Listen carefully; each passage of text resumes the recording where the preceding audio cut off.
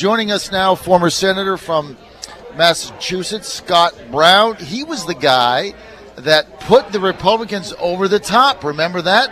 Back in the day, in winning the special election after longtime Senator Ted Kennedy passed away. And Scott Brown winning that in a big upset. His opponent thought she was entitled to the seat, and he had a great victory then. I remember that. We remember making phone calls for your behalf. I was in Atlanta, Georgia at the time, and we had a phone bank set up for that. That was a very important election. Then you ran for Senate in New Hampshire, and very tough race with Senator Shaheen. She's coming on top there. Now, Senator, before we get started, I have to say I've introduced your daughter on a number of occasions when I would be the MC for the Concerned Veterans for America Freedom Tour. Yeah, she's got a couple more tours coming up. She's a fabulous singer with a great future ahead of her. Yeah, she just got back. Her and my wife's here actually as well, covering for a local TV station. They just got back from Jordan, Egypt, and Turkey. They were the last plane out of Turkey before it kind of blew up, and she said they had no clue whatsoever. It was calm, everything was cool, and then boom, they were in the air, and the place goes crazy. So they had just gotten into the air? They just gotten in, yeah, and the place goes lockdown, people dying, and obviously hostages or people being captive and the like. But first of all, thank you for having me on. I have some great memories in Virginia. I'm a military guy, 35 years, and I spent my JAG training down at UVA at the JAG school, and my daughter played basketball for Boston College, and obviously, Virginia Tech, we had some great Atlantic Coast Conference. Yeah, we had some great battles. Yes, I understand. When I would introduce her, we would talk about that. I understand she was a very formidable basketball player. Yeah, she was tough. She committed to Boston College at 15 years old, and it was listen, I'm blessed, like many of your listeners, to just have good kids, and similar to Donald Trump, good kids come from. Because my mom and dad were married and divorced 4 times each, and I lived in 17 houses by the time I was 18. A lot of violence, a lot of problems in that regard. But I look at my kids and I say, my gosh, thank God that they don't have those challenges. But hey, life goes on, and here we are trying to make a difference. So listen, both of us, some of the early people to back Donald Trump, and we saw the movement long ago. I just want to get your take on one thing that we were talking about. I've been in the media for over 3 decades.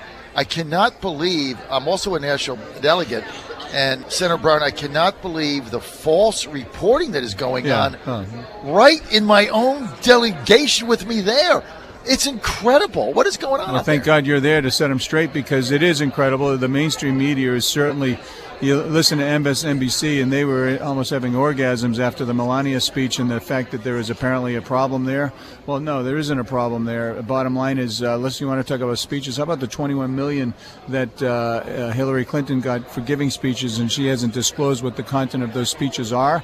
Well, because she's been kissing the rear ends of Wall Street, and we know exactly what they're saying. Hey, wink, wink, nod, nod. Listen, give me the money. Let me get in there, and I'll take care of you guys. That's what's going on. And people don't want to talk about that. And let's talk about, so many other things right now, but we're going to talk about the spouse of a presidential candidate who has not been in the forefront.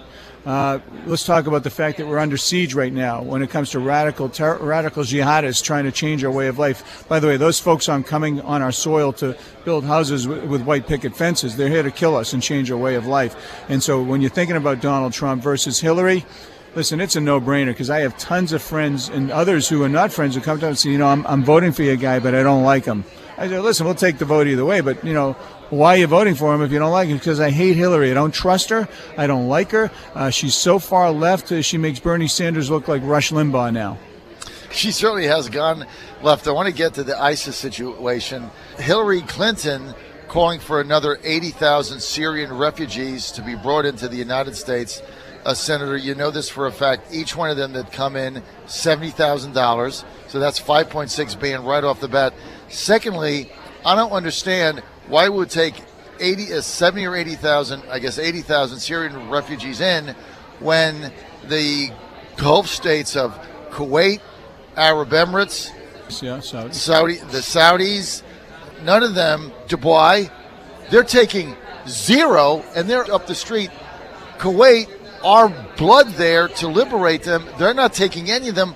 Why do we have to be saddled with it? Well, first of all, I don't disagree with you at all. It's disappointing. I have a little different philosophy about immigration than Donald. It's a little bit more, I think, conservative. I don't think we should bring anybody in. I think we should process the 4.6 million people that are in line right now following our laws, doing the right thing. And during that time, the president, the majority leader, the speaker, and anyone else who cares about this very important issue need to get in a room, shut the door, and figure it out, period. And until then, you put a moratorium on any new immigration coming in. I don't care who they are, because you have people who are right now, 4.6 million of them, give or take, who are doing the right thing. And what does the president do? He uses his pen and his phone through executive order to give people an edge up, a leg up over those who are following our laws through his executive orders.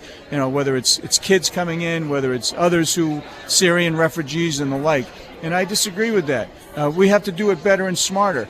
And 80,000, no. I don't think anybody should come in, especially if we have no vetting process. And if there is no vetting process, then frickin' figure it out. Can I say frickin'? Sure. Frackin'? How about that? Yes, you can absolutely say that, Senator.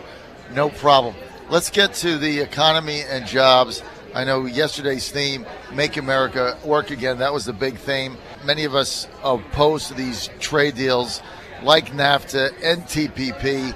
Mrs. Clinton was for TPP before she was opposed to TPP. How do you think that'll play out? Well, I think it's important, especially in this area, and quite frankly in your area as well. You have some economic engines, but you also have a lot of people that are hurting terribly. She wants to put coal and coal business and miners out of work. No alternatives for that. And when you're looking at what Trump's going to do, he's the only guy who's actually signed the front of a paycheck. And you look at the policy and the plan. She's going after independent contractors next. Well, those are the people who basically pay on a quarterly basis. Those are your moms or dads who are looking for a second or third job as Uber drivers. Those are people who are out there hustling to, basically pay that extra nut so they can put their kids through college or maybe even go on a family trip.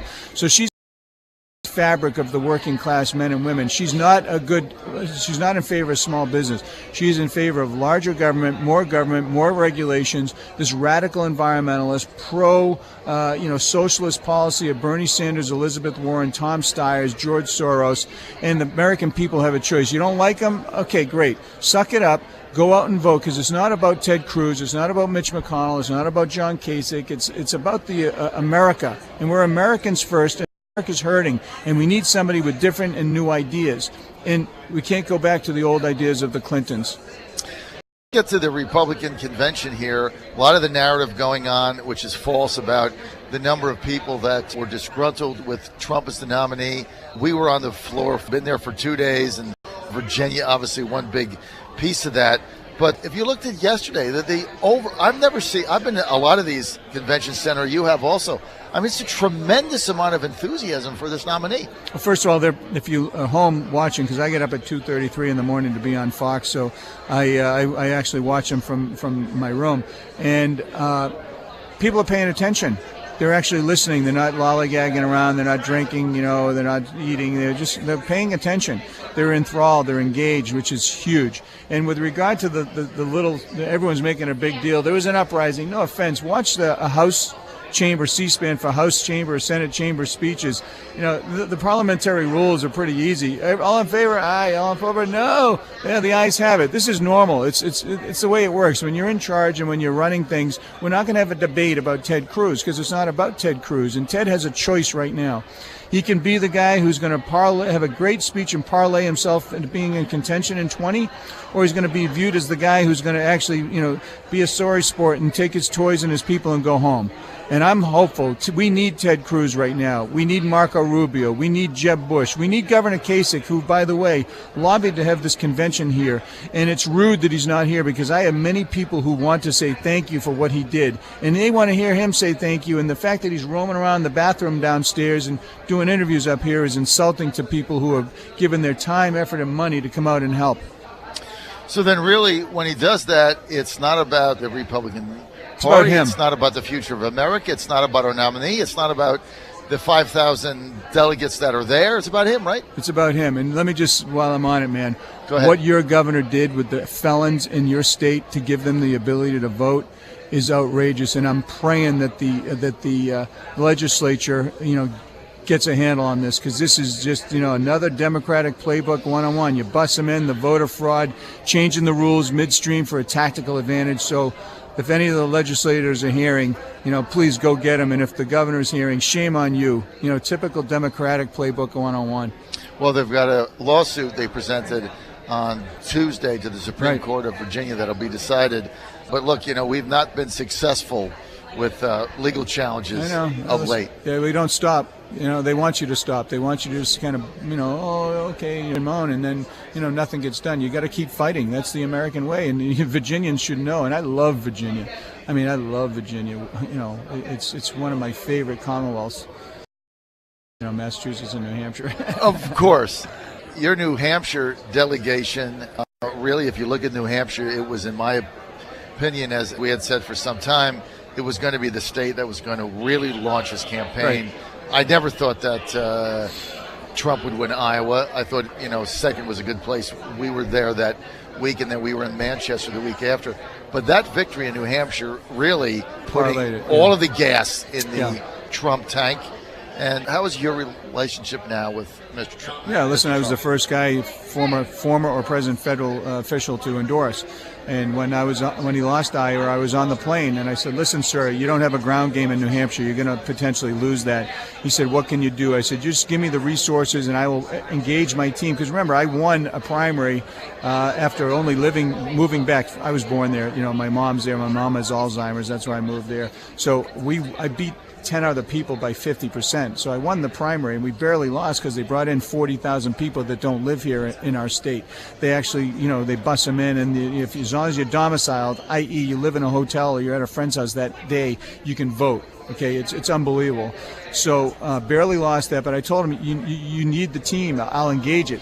So he dropped everything, engaged the team, and went out and won it. And I said, I'll do the same thing for you in Massachusetts, which we did. Team effort, total team effort. All the same folks that propelled me to victory helped again in both states. And yeah, you're right. It was the launching pad for what you're seeing today, and I'm very proud. And I have a great relationship with them, obviously. How did you put that together in a week? Yeah, well, I have a team that's still in place. We have the ground game. We have all the pick up the phone. We got the email list. We got the phone banks. We just banged it out. How do we win this race? He's got to start focusing on the electoral college states. When you see the national polls, those are irrelevant. You got to focus on the polls in the key battleground states. Now, Maine's in play. We could split those delegates. It's very important. New Hampshire's in play. But you need to spend some time, effort, and money, and I'm not sure if that's happening. So if he doesn't have the resources or money, then it's up to us individually, you and others, to get out and get these people fired up to vote, because they have a machine on the other side. It's like a steamroller, and it's a corrupt machine, and it's one that is strictly out for themselves, and they want to change the very fabric of this country. So we have to make sure we can fight back. How about Iowa? Iowa, interesting. Iowa's, fiscally conservative, but socially pretty liberal. And I think Iowa actually plays well, especially after what Ted Cruz did to and how Donald came out and fought for him. I have a lot of relatives in Iowa. They're pretty liberal, but, they want to work too. But then they're getting a lot of subsidies. They're getting a lot of handouts from the federal government. So, you're kind of balancing that whole, do we, go out and work and not get any subsidies or not? So I don't know. That's kind of an interesting state. I have to think about that one. Okay, Senator, we're almost out of time. I know you have to take off. What about Virginia? Well, I think if Mrs. Clinton chooses Virginia Senator Tim Kaine as her running mate, which I think she will, that makes a state that we have a shot at a little tougher to win. It would be very tough. Yeah, Tim's doing a good job. Yeah, whether you like him or not, he's a safe choice. He's a very affable guy, and he's got a great track record. And people like him in Virginia. That's just the bottom line. And he's a Catholic, and he's a Jesuit. And it parlays, so McCarthy can actually kind of lay that so he can maybe appoint himself, and then, because he's only got, one term, I think, in your state? One more year. So put himself in there, and then we'll have somebody else. It's all like, it's almost incestuous with how they do it. So, kind of, right? Yeah. Let's get to NATO. Donald Trump being virtually the first Republican to call for the whole NATO alliance to be reevaluated. 8% of the tab, we get nothing out of it. It's antiquated, outdated. Yeah. Of course, the neoconservatives went bananas over that. Some of that might change their world. Do you see that playing a role in the upcoming debates? No, not really. Yeah, in that, she'll try to say, "Oh, we need NATO." Of course, we need NATO, but we don't need NATO as it is right now. We need people to pay their fair share. We're paying everything, 88%. It's a joke. We had 3 countries actually pay their freight this last go around. But what we do need is we need to have the NATO adjust and adapt and actually be ready to go for the new threat, which is ISIS, Al Qaeda, Boko Haram, those new threat actors that don't wear uniforms and don't have a state identification. That's what he's talking about. He's not talking about eliminating NATO. It's modernizing them. It's getting them ready for the new battlefield. Cybersecurity, cyber warfare, dealing in terrorism. That's what he's talking about. And I think he's going to do fine on that issue. So in a Trump administration, where might we find a former Senator Scott Brown? Listen, I served in the military for 35 years, one of the ranking members of Homeland on veterans. Military veterans is where I'm at. I'm not looking for anything. That's the difference between me and others. My goal is to get a Republican in the White House, make sure Harry Reid doesn't become the majority leader, and make sure we keep the House so we can actually battle. That's my goal. So, and if the president calls, hey, I'll help in any way they want. All right, Senator, guys, go get them. Thank you. Thank you so much, Senator Scott Brown, former senator, Massachusetts. Senator, thanks for being with us. Good luck.